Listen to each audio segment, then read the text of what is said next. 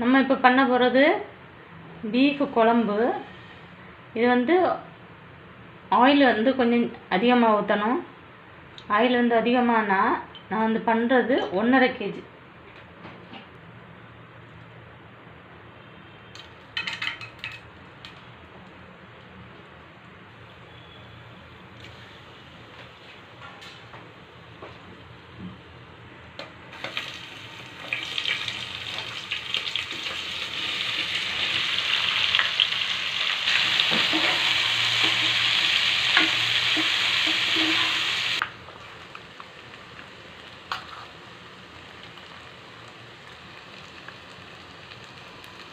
இஞ்சி பூண்டு பேஸ்ட்டு இது வீட்டில் அரைச்சது.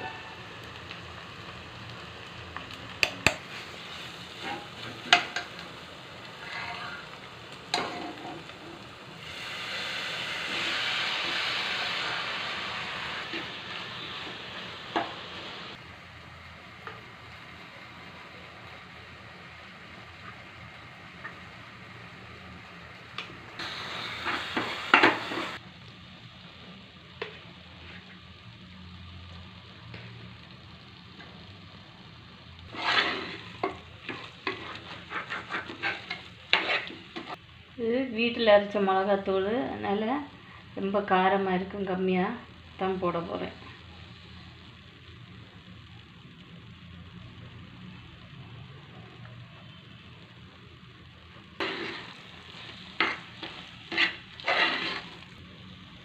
கரம் மசாலா, மட்டன் மசாலா வந்து காஷ்மீர் சில்லி கொஞ்சமாக போட்டுக்கலாம்.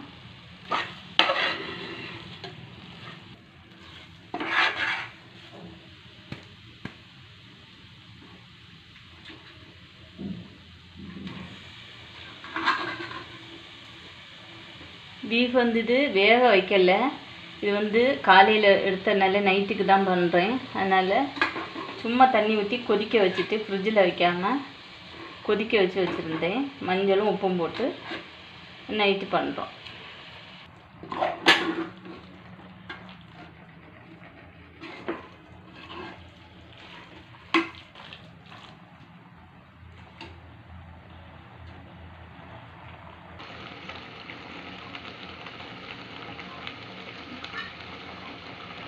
பீஃபில் உள்ள தண்ணி கொஞ்சம் கொதிக்க வச்சால அதில் தண்ணி கொஞ்சம் ஊற்றலாம்.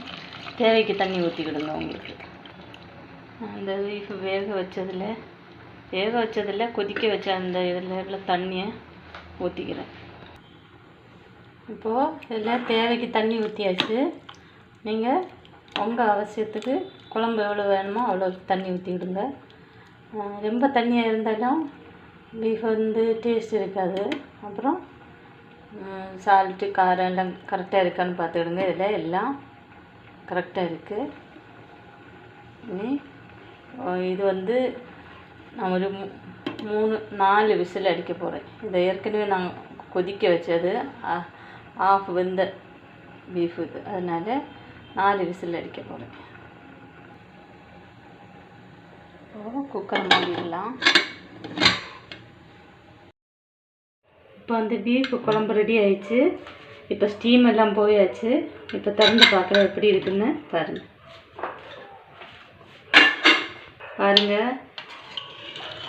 எவ்வளவு ஸ்மூத்தாக பீஃப் வந்து நல்ல ஸ்மூத்தாக வெந்திருக்கு. நல்ல டேஸ்ட்டாக இருக்குது. இதில் தேங்காவோ எதுவும் அரைக்கலை, வெறும் மல்லித்தூள், மிளகுத்தூள், கரம் மசாலா, மட்டன் மசாலா தான். ஒரு வாட்டி பண்ணி பாருங்கள், செம்ம டேஸ்ட்டாக இருக்கும்.